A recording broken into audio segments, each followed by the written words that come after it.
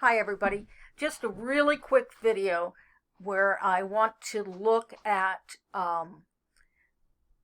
what I often call an essay, but it's actually a chapter of a book, and we call it How I Learned to Read and Write.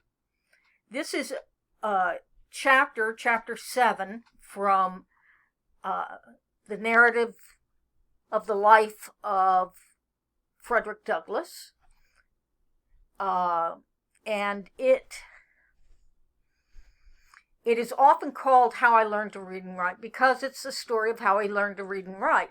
And it's taken out of the book and put in lots and lots of anthologies. I'm giving you a copy of the book.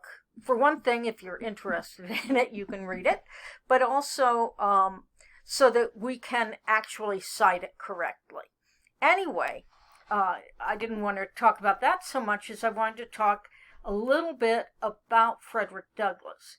He was a very famous man. He was a great speaker, a great orator, and he was an abolitionist. He was active in trying to free the slaves.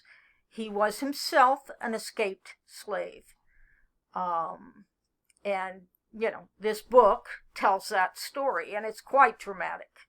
But of course, we're just focusing on this one chapter.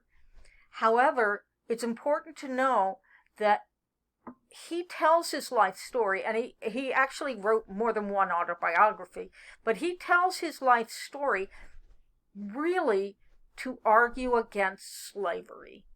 He is trying to show us what an inhuman and horrible institution it is.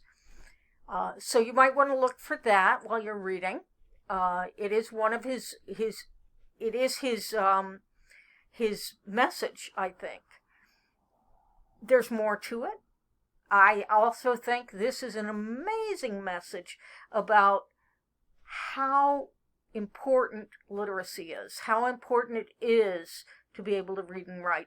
It was crucial to him, and he became a famous orator and a famous writer. So clearly he did very well. So I just think that's a fascinating thing to approach when you're looking at this, to look at that part of it as well. Anyway, I hope you enjoy reading this chapter, and I look forward to hearing from you about it. Bye-bye.